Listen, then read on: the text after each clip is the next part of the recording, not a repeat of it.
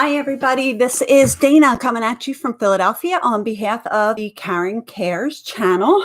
I am working on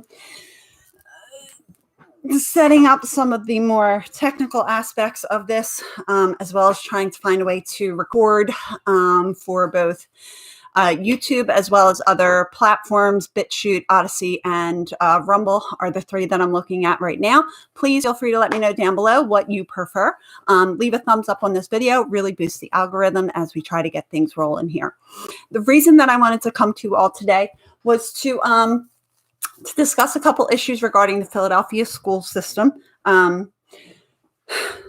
Now, as I'm sure you know, if you've been following my channel at any point now, my children are in a charter school. However, what typically happens is that the charter schools will follow the example or the precedent set by the Philadelphia School District. And so in that vein, our superintendent, Hite, I don't know his first name. Anyway, Superintendent Hite has made a decision. What it appears to be a mostly unilateral decision that was made without, certainly without consulting parents or the union or teachers or really anybody. I'm sure there was some health person that helped them make this decision, but they have instituted a number of policies that I think are just troublesome, and some things that I think parents need to be made aware of. The most important thing is that Superintendent Hite is now asking all Philadelphia School District parents to sign a blanket consent form that would give the school district the right to administer COVID testing, and to administer schmovid testing for the children without having to have a parent present, presumably without having to tell a parent that the test was happening at all. Now, Superintendent Hite does make it a good point to explain that. Don't worry, no spilled water this time, guys. Just cracking the window because it's a little hot. So Superintendent Hite has said that as of right now, the COVID testing that they are using, it will be happening by an outside vendor. So an outside vendor will be coming into the school, and the personnel that are employed by that vendor would be administering the test. Superintendent Hite does make it a point to say that the current testing will simply be like a shallow nasal swab, as opposed to the very deep nasal swab that that can be very painful or uncomfortable. So I understand that they are trying to reassure parents that they're not going to take the most invasive test possible, but signing a blanket consent form for any kind of testing in regards to schmovid is kind of a slippery slope. And as we've seen over the last year, it's not going to take more than a year for things to get even crazier than they are right now. So all of that being said, there are several factions at play here that seem to be, not surprisingly, taking advantage of a difficult situation. So we have Superintendent Hite, who is simply exercising a CYA policy of testing all teachers once a week and testing students at random.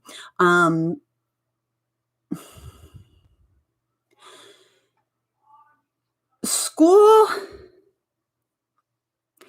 health professionals throughout the school district are instructing their teachers to not receive the schmovid schmaximation, and also to instruct their parents, for the teachers to essentially instruct their parents not to sign this blanket form. Now, not a whole lot of information is being passed down as to why parents are being told not to sign this blanket form. And unfortunately, we have most people that are kind of still asleep at the wheel, even after this past year, that still think that the government is looking out for them and that the Philadelphia School District deserves to be trusted. And they're just going to sign it. And I'm sorry to hear that. I wish there was a way to reach people like that. But unfortunately, people that have only chosen to get their information from mainstream media sources are going to find themselves lacking a significant amount of information. So the important thing is that teachers now are going to be forced to wear 2 masks and a face shield. They are not going to essentially be allowed to leave their podium area where they will be instructing not just the students that are in the class, 4 to 6 students in most cases. They will be instructing the students that are at home learning virtually as well. Now, in a number of the charter schools, they have made upgrades to their technology packages to accommodate this kind of a teaching situation. Within the school district of Philadelphia, we have schools that have had asbestos needing to be removed for decades. Schools that truly do not have enough toilet paper. What Superintendent Hite has done with the money that they were given federally is to essentially buy window fans. That's not really helpful if the windows don't open. It's also not really helpful if it's 23 degrees outside and you don't have proper heating in your school to begin with. So I just don't understand how they're going to go ahead with this. Furthermore, students are going to be forced to sit at their desk and not essentially interact with the teacher. There will be a teacher's assistant who will be coming around to help them with any technical issues, but they will still be learning. Everything will still be done via distance learning. So even the children that are physically present in the school are going to be learning from their laptops with all their masks on, with the teacher in another room and nobody able to actually help them. What I am attempting to do right now, and of course having a hell of a time, is to find you guys a good picture of what this return to the classroom is intended to look like.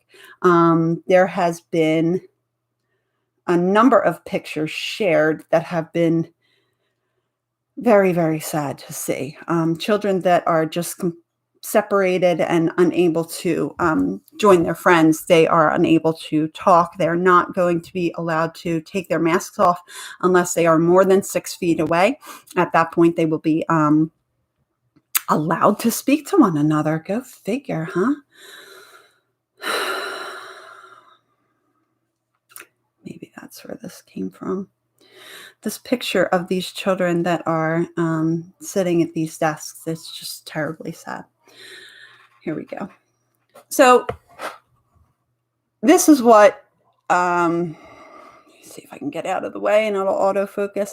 You see each of these children is spaced 6 feet apart. It's a little hard to tell, but they're actually behind plexiglass here.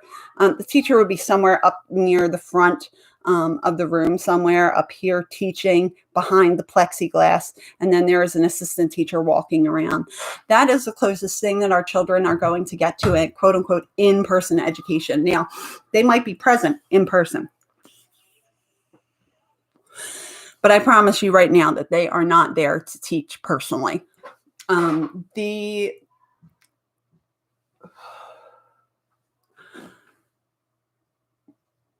I hear the pitter patter of little feet, and I don't know if it's one of my tiny children, one of my little spawn coming in to be sneaky and tell me about something they want. But their father's right downstairs, so I'm going to pretend like I'm not here.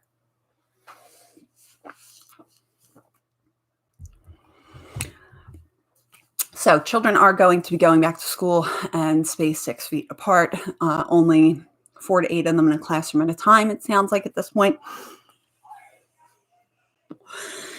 What I'm really starting to get worried about, though, is that we currently have information that has come out recently to demonstrate that mask wearing is damaging psychologically to this age group, to the age group that I, am mostly concerned about.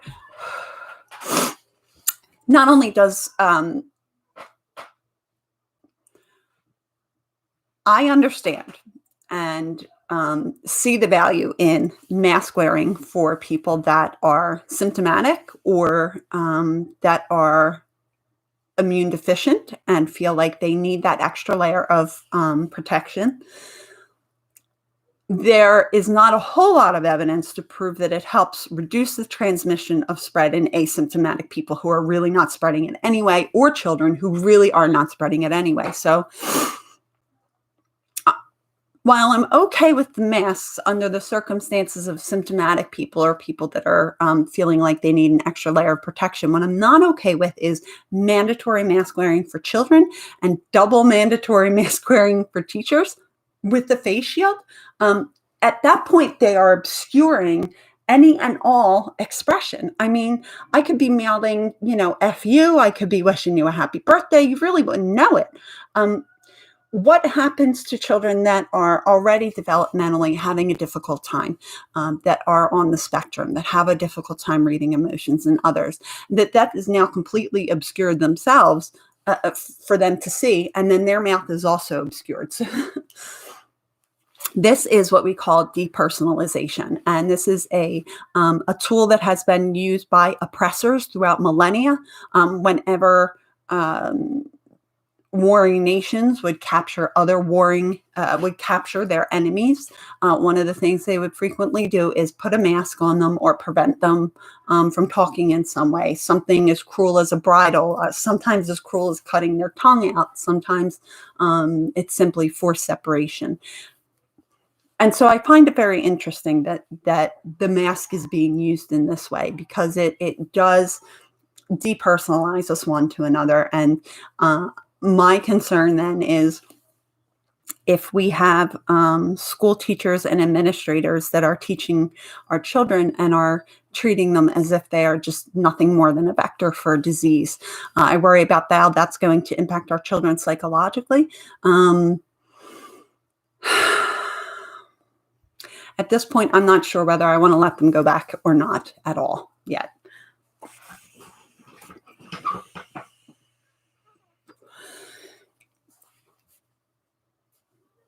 I don't know if there is any value in sending them to school if they're not being taught in person. And I mean, by being taught by somebody they can see, somebody whose face they can recognize.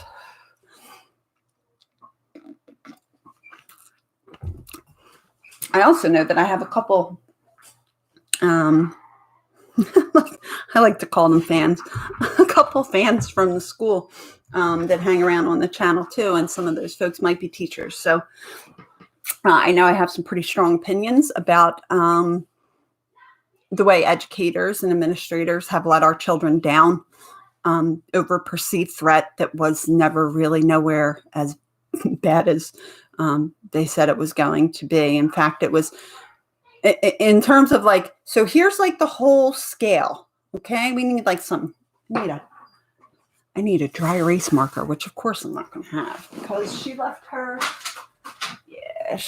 toy box, all of her crayons and things downstairs. When all this came out, and I believe Imperial College of London, when the Imperial College of London came out and said that this contagion could be anywhere from a 3 to 7% death rate, I think we were all rightfully terrified. It certainly sounded like something Black Plague level.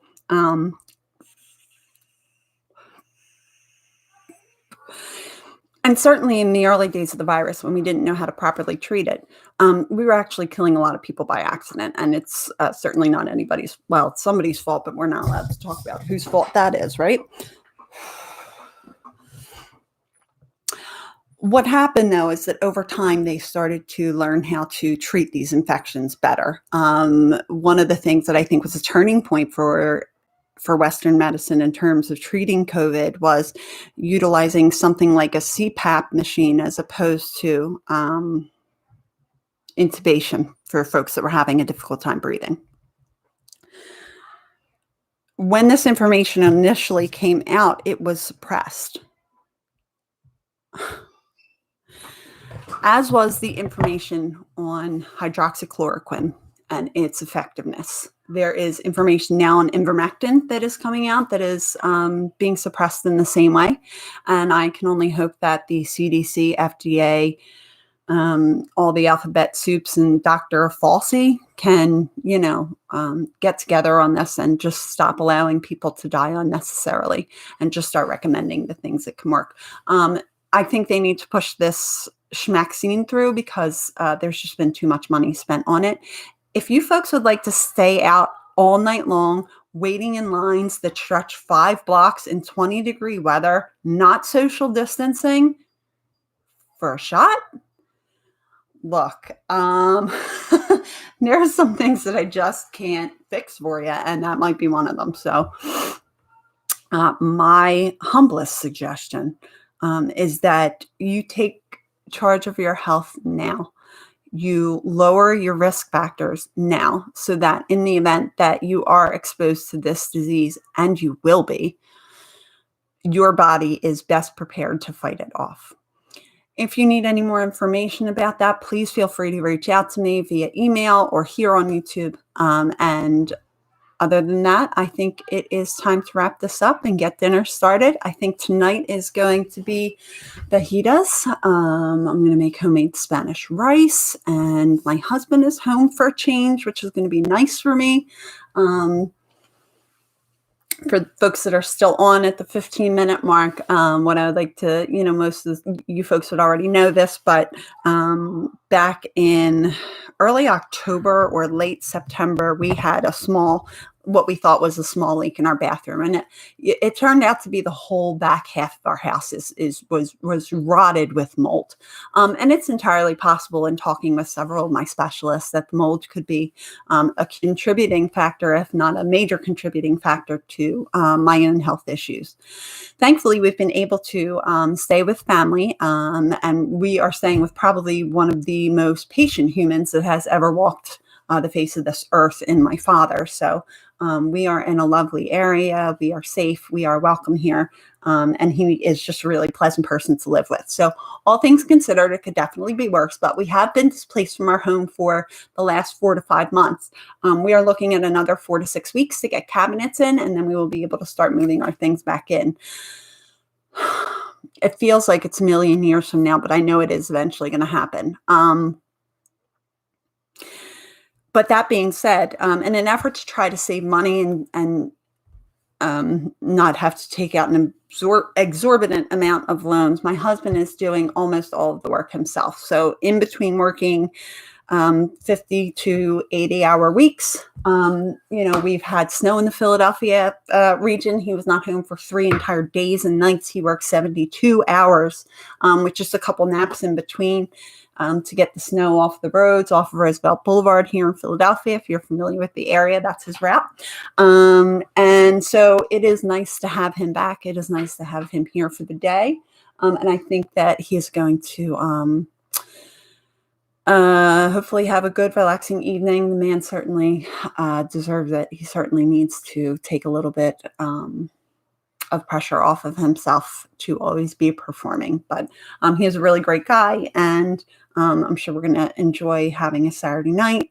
And we're just going to take it easy. I hope you can too. I'm really interested to hear your thoughts. If you stuck around this long, what do you plan on doing with your kid? What are your plans now? Would you consider homeschooling? If not, why? And then if you have a why, what things could or would change for you that would make you feel more comfortable with that decision. Thanks a lot for sticking around. Please give this video a big thumbs up if you could. Bye, guys. I'm going to peace out here, okay? Take it easy. Have a good night. Be safe.